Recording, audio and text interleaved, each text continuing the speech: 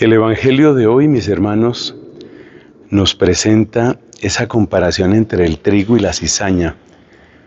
Y definitivamente lo que más le impacta a uno es eso que dice Cristo, que crezcan juntos. Y uno se pregunta, ¿por qué el mal no se arranca de una vez? Es un tema apasionante para mí. Y creo que una de las razones por las que es apasionante es porque he nacido y he crecido en un país en donde las acciones radicales y el deseo de una justicia absoluta y fuerte, pues han estado muy presentes, pero mucho. Mucha gente tiene esa idea de ver cómo se puede lograr justicia hasta el fondo, cómo se puede erradicar la corrupción. Y está bien que queremos vencer el pecado, pero el problema es que a veces no solamente queremos arrancar el pecado, sino queremos arrancar al pecador. Y ahí es donde las cosas realmente no coinciden con el Evangelio. Le voy a dar un ejemplo. Hay un país en Latinoamérica que ha logrado grandes resultados contra las pandillas y contra, digamos, asociaciones de criminales. En ese mismo país también hay unos interrogantes muy serios sobre cómo se están manejando los derechos humanos de las personas que son apresadas y también si todos los que están apresados han recibido el debido proceso, han tenido el debido proceso, no sea que estén sucediendo otro tipo de injusticias. Bueno, en ese país se han filmado muchos videos mostrando la manera como se trata a estos criminales. Supongo que muchos de ellos, la mayoría de ellos criminales, no puedo asegurar nada más porque no soy experto, no conozco. Entonces, la manera como los tratan, ¿no? Están así en calzoncillos, agachados, en cuclillas, caminando uno detrás de otro, esposados, claramente en situaciones de auténtica humillación. Y cuando se publican esos videos en las redes sociales, entonces la gente desfoga, ¿no? Toda su inconformidad con su propio país, con la injusticia, por ejemplo aquí en Colombia, ¿no? Eso es lo que habría que hacer en Colombia, que les hagan eso, que se construyan las cárceles, que los traten así, que los humillen y ojalá haya pena de muerte.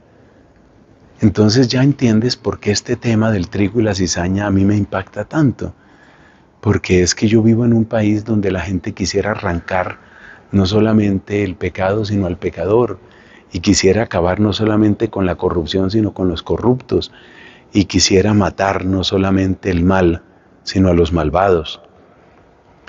Las palabras de Cristo le ponen como un límite a esa manera nuestra de pensar, le ponen un verdadero límite a ese pensamiento nuestro, y las palabras de Cristo también nos enseñan algo importantísimo, y es que es muy difícil distinguir entre trigo y cizaña, y quiero dedicar unos 2 minutos para explicar por qué es tan difícil en la práctica y en la realidad distinguir el trigo y la cizaña.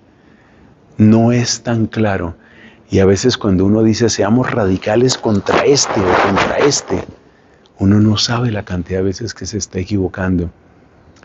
Voy a presentar argumentos.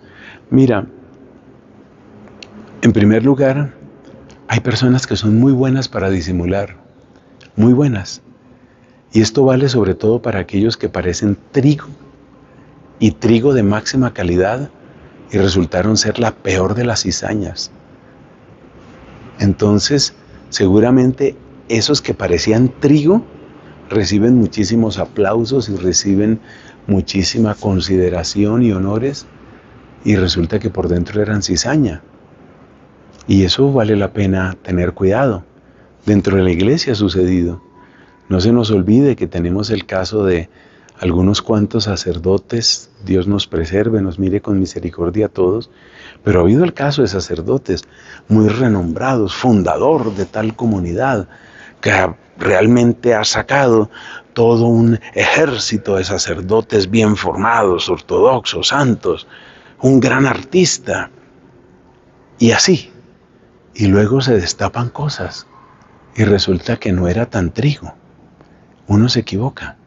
Y muy probablemente lo mismo sucede cuando algunas personas consideramos que son cizaña y nosotros no sabemos qué es lo que esas personas realmente han hecho o qué es lo que realmente están haciendo por otras personas.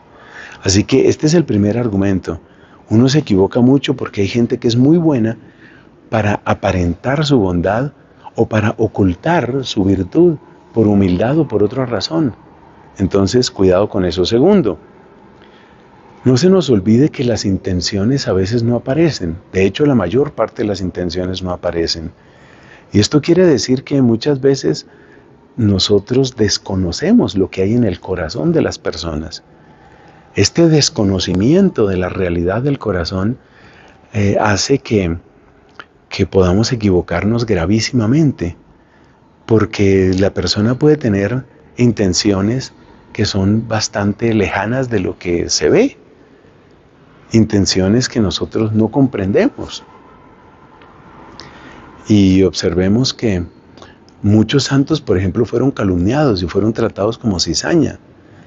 No se nos olvide que, por ejemplo, San Juan de la Cruz fue encarcelado por sus propios hermanos, los carmelitas de aquel tiempo, siglo XVI. Fue tratado como cizaña. Nadie sabía lo que había realmente en él. Otra carmelita muy famosa, Santa Teresa de Jesús, igualmente encarcelada. Bueno, no llegó a la cárcel, pero hubo varios procesos que se adelantaron ante la Inquisición para ver qué se hacía con Teresa de Jesús. Entonces, nosotros desconocemos muchas cosas del corazón y desconocemos muchas intenciones profundas, lo que Dios ha hecho en las personas. Hay personas que tienen una corteza muy poco amable y sin embargo por dentro son manantiales realmente de virtud y son auténticos agrarios del Señor. Piensa, por ejemplo, lo acontecido con una Santa Faustina Kowalska. Todo el mundo dice que ella, en parte por su formación como tan básica que tuvo, pues Santa Faustina no era una persona muy amable, más bien parecía hosca. Cualquiera de sus hermanas que le hubiéramos preguntado tal vez hubiera dicho: me parece muy antipática, me parece un poco egoísta, me parece muy ruda. Y seguramente alguien pensó en sacarla del convento, que no merecía estar ahí. Nos equivocamos, desconocemos muchas cosas. Y por último, no se nos olvide que hay personas que, genuinamente han hecho cosas muy perversas y ya las calificamos como cizaña, pero y esa persona estaba en el plan de Dios en algo maravilloso.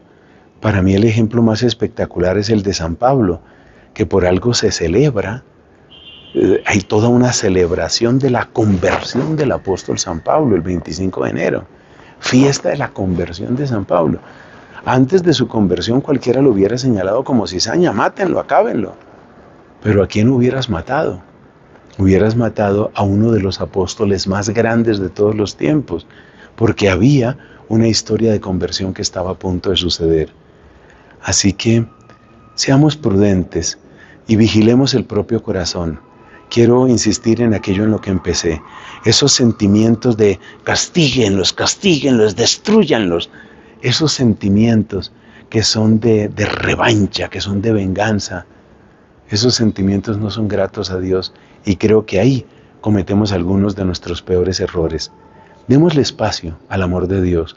Démosle espacio a la misericordia de Dios para que se haga su obra perfecta. Amén.